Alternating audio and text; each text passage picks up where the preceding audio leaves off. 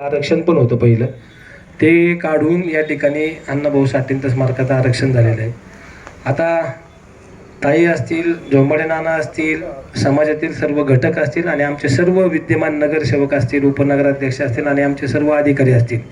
आता ह्या जागेमध्ये जे काही तांत्रिक काही कायद्याच्या अडचणी असतील त्या तात्काळ दूर करून, जसं नाना बोलले, ताई बोलले, पुढची जयंती या ठिकाणी स्मारकामध्ये होईल असा शब्द या ठिकाणी देतो. आणि निश्चितच मी जसं बोललो की चिखलात कमळ पडते, मी पक्षाचा आहे म्हणून कमळ नाही बोललो, ते एक उदाहरण दिलेले आहे. ह्या चिखलामध्ये चांगल्या प्रकारचं स्मारक फुलणार पुढच्या वर्षी अशी या ठिकाणी ग्वाही देतो.